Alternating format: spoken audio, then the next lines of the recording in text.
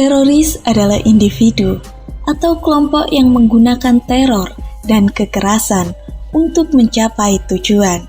Seringkali untuk menggoyahkan stabilitas dan menciptakan ketakutan di masyarakat.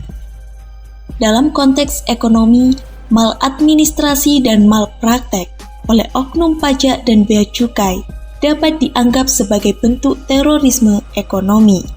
Mereka bukan menggunakan senjata atau bom, tetapi kebijakan yang merugikan dan tindakan yang tidak adil sebagai alat teror mereka. Setiap kali oknum pajak dan bea cukai melakukan tindakan maladministrasi seperti penggelapan, penyalahgunaan wewenang, atau korupsi, mereka tidak hanya merugikan finansial negara, tetapi juga mengikis kepercayaan masyarakat kepada institusi yang seharusnya menjadi penopang keuangan negara.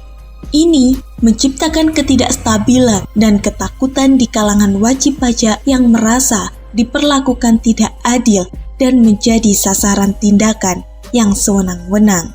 Sama seperti seorang teroris yang menciptakan ketakutan untuk membuat kegaduhan dan kerugian bagi negara. Oknum ini menciptakan ketakutan dan ketidakpastian ekonomi. Setiap kali seorang wajib pajak didiskriminasi atau dihukum secara tidak adil, hal itu memperkuat perasaan benci dan tidak simpati terhadap Direktorat Jenderal Pajak dan Bea Cukai. Tindakan-tindakan ini bisa menyebabkan wajib pajak merasa berhak untuk menghindari atau bahkan menolak membayar pajak.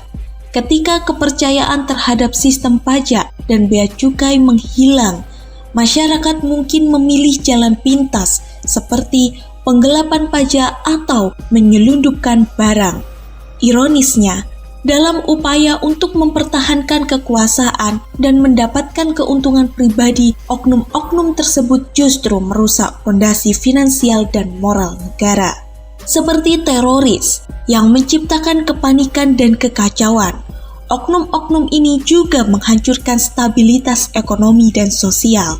Dampaknya bisa sangat luas, dari penurunan penerimaan pajak negara hingga meningkatnya biaya hidup karena tarif bea cukai yang tidak adil.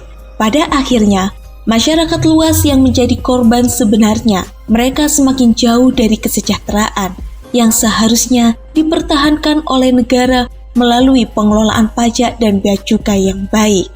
Jadi, dalam konteks ini, oknum pajak dan bea cukai yang melakukan maladministrasi dan malpraktek dapat dianggap sebagai teroris ekonomi karena aksi-aksi mereka menciptakan ketakutan, ketidakadilan, dan kebencian yang menghancurkan kepercayaan publik dan kestabilan ekonomi negara.